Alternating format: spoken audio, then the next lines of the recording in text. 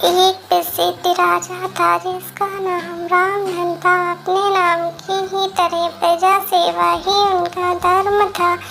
उनकी प्रजा भी उनके राजा राम की तरह ही पूजती थी। राजा रामधन सभी की निष्काम भाव से सहायता करते थे, फिर चाहे वो उनके राज्य की प्रजा हो या अन्य किसी राज्य की प्रजा हो या अन्य किसी राज्य की। उनकी खेती सर्वत्र थी। उनके दानी स्वभाव और व्यवहार के गुणगान उनके शत्रु राजा तक करते थे। उन राजाओं में एक राजा था भीम सिंह, जिसे राजा रामधन की इस कीर्ति से ईर्ष्या थी।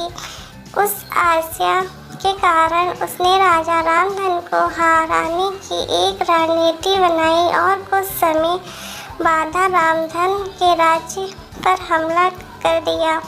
भीम सिंह ने छल से युद्ध जीत लिया और रामधन के जंगल में जाना पड़ा। इतना होने पर भी रामधन लोकप्रियता में कोई कमी नहीं थी। हर जगह उन्हीं की बातें चलती थी, जिससे भीम सिंह ने चैन न था। उसने राजा रामधन को मृत्युदंड देने का फैसला किया। उसने ऐलान किया कि जो राजा रामधन को पकड़कर उसके सामने लाएगा वो उसे 100 सोने के दिनार देगा। दूसरी तरफ राजा रामधन जंगलों में भटक रहे थे, तब उन्हें एक रायगढ़ मिला और उससे कहा, भाई तुम इसी जगह के लगते हो क्या? मुझे राजा रामधन के राज्य की तरफ का रास्ता बता सकते हो? राजा रामधन ने पूछा, तुम्हें क्या काम है राजा से? तब रायगढ़ी ने कहा, मेरे बेटे की तबीयत ठीक नहीं, उसके इलाज में सारा धन चला गया। सुना है राजा रामधन सभी की मदद करते हैं, सोचा नहीं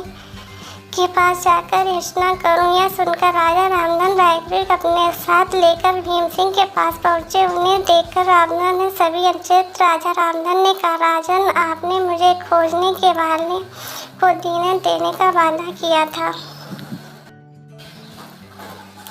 मेरे इस मित्र ने मुझे आपके सामने पेश किया है, अंत से वो 100 दिनार दे।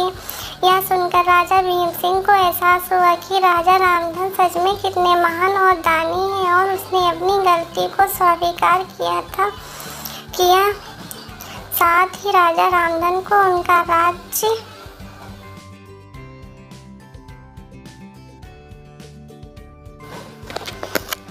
लौटा दिया और सदा उनके दिखाए रास्ते पर चलने का फैसला किया। सीख मनुष्य को अपने कर्मों का ख्याल रखना चाहिए।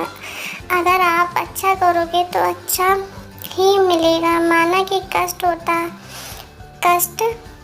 है, लेकिन अंत में सदैव अच्छा होता है।